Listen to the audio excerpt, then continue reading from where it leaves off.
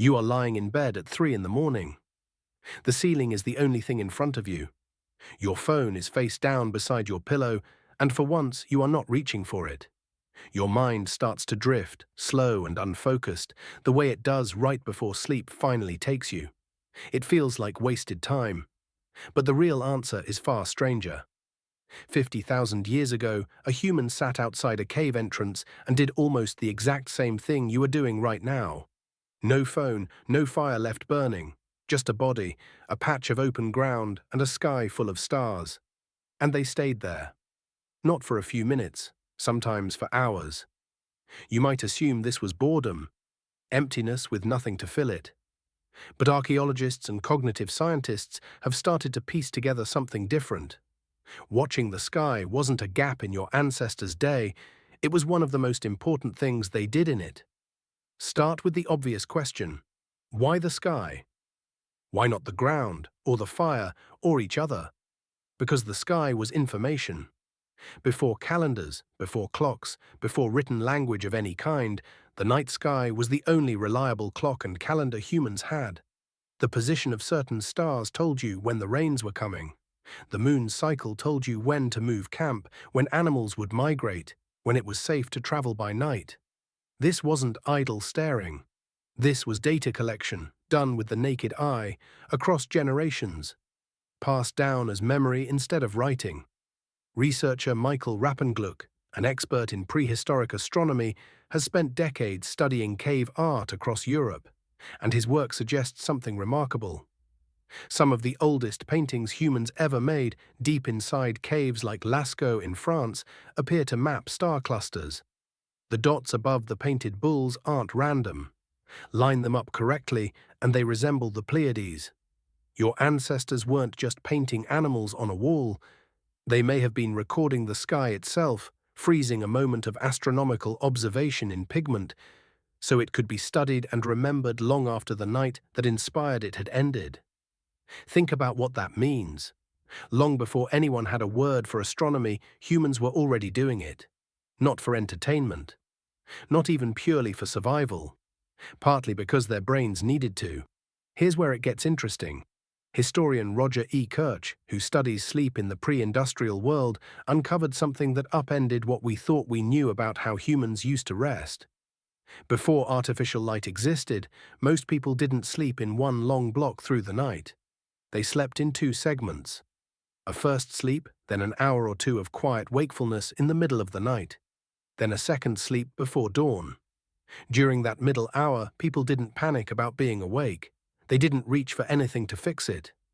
They lay still in the dark, sometimes talked quietly, sometimes prayed, and very often they simply watched whatever sky they could see through a window or a doorway. This wasn't treated as a problem to solve. It was treated as normal, expected, almost peaceful. Compare that to how you experience being awake at 3 in the morning today. Your first instinct is discomfort.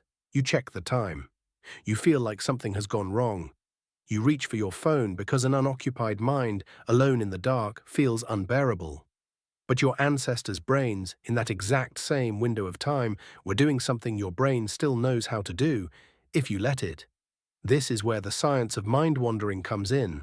Neuroscientist Marcus Reichel identified something called the default mode network, a set of brain regions that activates specifically when you are not focused on a task.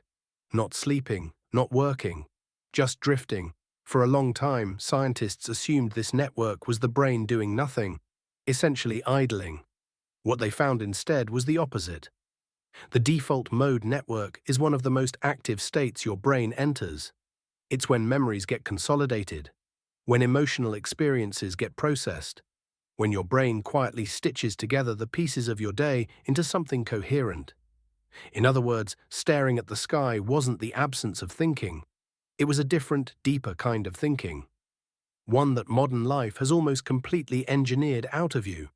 Here's the twist most people never expect. Psychologist Sandy Mann conducted a series of experiments on boredom, and her findings challenge almost everything you assume about an idle mind. In one study, she had participants complete a monotonous task, copying numbers from a phone book, before giving them a creative thinking exercise. The bored group consistently outperformed the group that hadn't been bored first. Their minds, freed from stimulation, generated more original ideas. Boredom wasn't wasted time, it was the raw material creativity runs on. So when your ancestor sat outside the cave and watched the stars for hours with nothing to distract them, their brain wasn't stuck. It was working, quietly solving problems from the day, rehearsing stories to tell the next morning, noticing patterns in the sky that would matter for the coming season. All of it happening in a state you now go out of your way to avoid. Consider what this cost you. The average person today checks their phone every few minutes, most of it happening without conscious decision. Every notification is a tiny escape hatch from the exact mental state that once helped humans track seasons, process grief, plan hunts, and remember which star cluster meant rain was 3 days away. You haven't lost the ability to enter that state. You've just built an environment that never gives your brain the chance.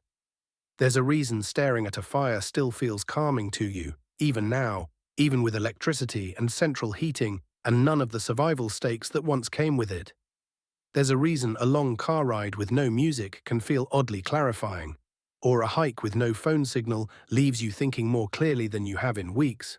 Your brain isn't malfunctioning in those moments, it's finally doing what it was built to do all along. And there's something else worth sitting with. Your ancestors weren't watching the sky purely for themselves.